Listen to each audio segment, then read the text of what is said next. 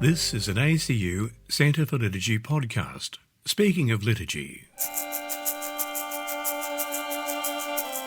How do the arts, especially the liturgical environment, foster our participation and identity as a praying church? Speaking of liturgy, Father Mark Joseph Costello, Provincial Minister of the Capuchin province of St. Joseph in the United States and liturgical designer and consultant for numerous church projects in the USA and abroad, reflects on church renovations that create liturgical environments that authentically embrace the identity of the local community. While some congregations are mostly populated by those long conversant in their faith and practice, I am intrigued by why younger people come to church. This is an important question, especially since their attendance is, at this point in time, unusual and in some cases even dismissed by their peers. Though they may be a minority at Sunday worship, those who do attend seem to bring a different interpretation of what it means to be Catholic and what is meaningful in Catholic worship to them. My religious community, the Capuchin Franciscans, here in Detroit, Michigan, offers a public Sunday Eucharist as well as daily Masses. As a center known for being open for confessions, we celebrate that sacrament with nearly 30,000 of the faithful each year. Since the pandemic, we have noticed a modest rise in Sunday attendance, with many younger people among them. Yes, we are a historic site with a Gothic-inspired interior, but it is no museum. It is a very participatory, hospitable, and welcoming place, with a great deal of interaction among those who come here. In contrast, our nearest neighboring church, also run by a religious community, offers the Latin Mass and is mobbed on weekends, predominantly with young families filling the pews. What I have observed is that most of the young people who attend our Sunday worship, and those I have encountered in other Catholic churches across the U.S., treasure the distinct nature of all things Catholic. In light of younger generations embracing older forms of Catholic practice and piety, some older Catholics are tempted to dismiss them as throwbacks and try to change them. When I asked one of our younger Capuchin friars why it seems that more young people are coming to our chapel, he replied without hesitation, "Oh, they like that we are using incense now and singing more of the chants." His matter-of-fact, isn't it obvious response made me want to explore these statements and my own observations further. It's clear that many of these younger Catholics, especially those attending more mainline parishes, are questioning some of our more widely accepted approaches to liturgy and the decoration of the liturgical environment. While many of their peers may gravitate toward the Latin Mass, these younger worshipers in our mainline churches are often embracing a particular identity, a particular interpretation of the Vatican II liturgical documents. Theirs is an experience of choosing a Catholic identity, and it's reflected in their preferences for certain gestures at Mass and in the liturgical environment. They focus on elements distinctive to Catholicism. Many are surprisingly knowledgeable about liturgical documents and pay close attention to aspects that, for decades, have been interpreted in ways that emphasize ecumenism and commonality, while downplaying what some saw as distractions from the essentials of worship. I believe we need to reconsider the role of the arts in the worship environment. We need to revisit how visual arts can stimulate and nurture faith. The presence of imagery does not necessarily distract from liturgical celebration. Rather, it speaks to Catholic identity and anchors meaning.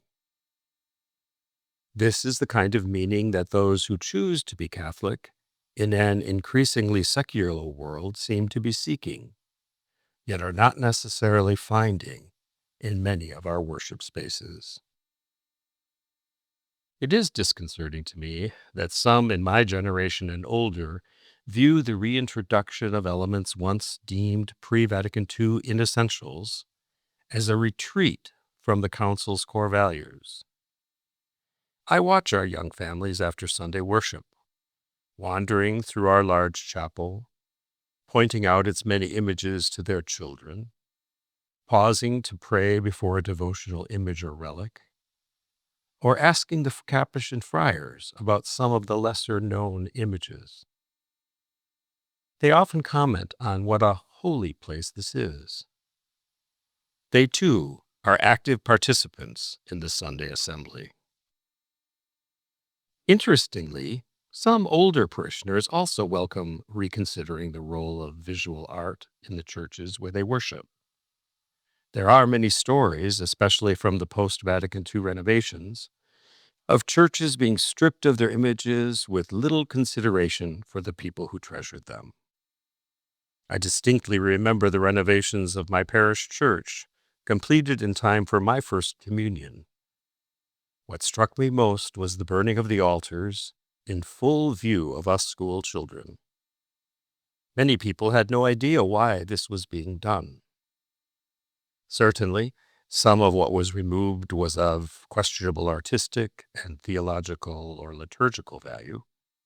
However, now, as some of these renovations are being rethought, we often see the introduction of poor reproductions from the past that fail to reflect the quality and artistic integrity espoused in post-Vatican II documents. Looking ahead, as we reflect on future directions for liturgical art and architecture, the shaping of the assembly and arrangement of key liturgical focal points must go hand in hand with considerations of cultural diversity and Catholic identity, elements often missing from worship spaces in recent decades. Minimalist approaches to Catholic worship spaces before and after the Council were intended to focus on liturgical essentials. They reflected the artistic trends of their time. However, perhaps those of us who embraced this house cleaning should now take stock of who is in the house of the Church today.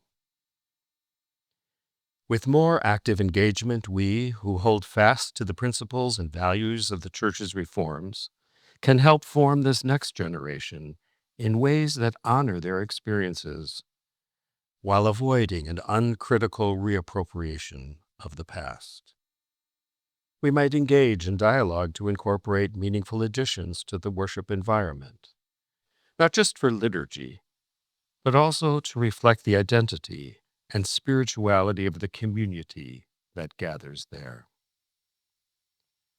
I believe that now, more than ever, it is essential to engage with younger and newer Catholics, as well as worshipers of all ages, who are actually in the pews. When considering their need for Catholic identity in the built, painted, and sculpted environment, good liturgical formation and pastoral listening must take precedence over easily accessible, often misleading online sources. Moreover, architects, artists, theologians, and liturgists must approach their work with fresh eyes, setting aside outdated assumptions. Recent years have seen pushback against previous interpretations of Vatican II reforms. Tabernacles have been moved back to central locations. Decorative painting has returned to previously plain walls, and in some cases, poorly executed reproductions of historical art have been introduced in an attempt to fill a perceived emptiness once thought to be dignified. This conversation is not just about Catholic identity.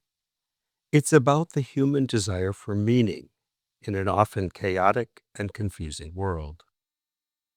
Images have the power to reveal deeper realities that are vital to the experience of church, regardless of age or experience. The ways we express our faith in God, Jesus, and the sacraments have evolved over time. Perhaps now we need to move beyond personal artistic preferences and delve into the questions and experiences that shape today's younger worshipers. We need to recognize their perspectives and engage as diverse communities with the wisdom of the enduring Vatican II documents. And perhaps this time, we can do so with thoughtful questioning of the interpretations offered in the years immediately following the Council. An example. A recent project in the U.S., a new chapel for the Franciscan Renewal Center in Phoenix, Arizona, illustrates this well. Designed to seat 800 people, the community was deeply involved in its planning.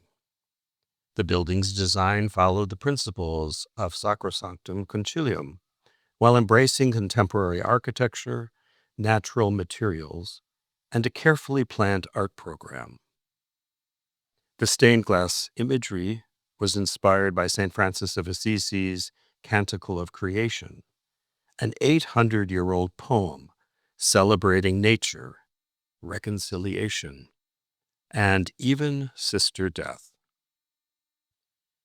The chapel's design integrates Catholic identity with personal and communal worship, beginning with the Reconciliation Chapel, leading to the baptismal font, and culminating at the altar. This deliberate flow of sacred space reinforces the theological and communal aspects of worship. The tabernacle area, positioned beyond the altar, is designed with windows opening to the world outside, symbolizing the Eucharist as a source of mission, just as Franciscan spirituality calls believers to go forth and serve others. Additional Franciscan elements are woven throughout the sacred space.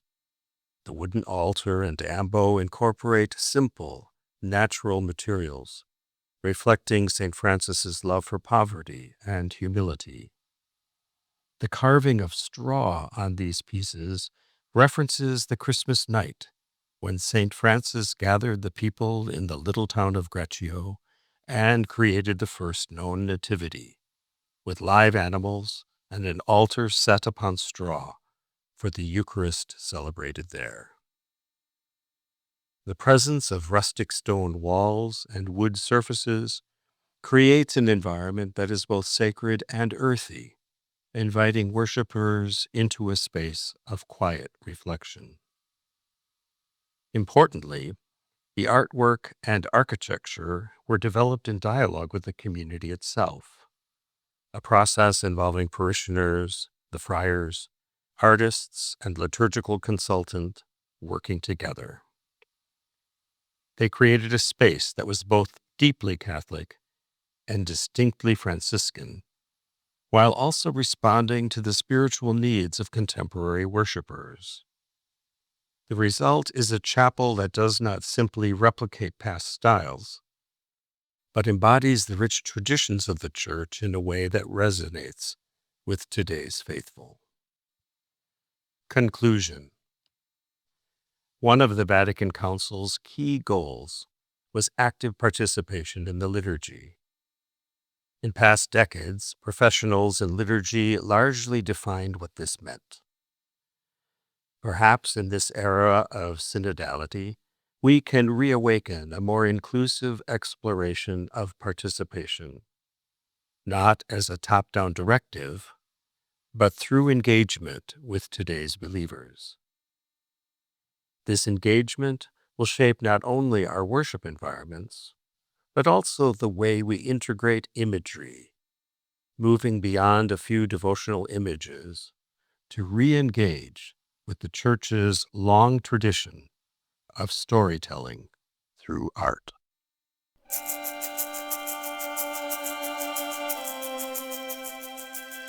That was Father Mark Joseph Costello reflecting on how church renovations might actively engage with local communities so that the liturgical environment may more closely express the identity of the local church. The ACU Centre for Liturgy, which provides pastoral formation in liturgy across Australia and beyond, is pleased to provide this podcast, Speaking of Liturgy.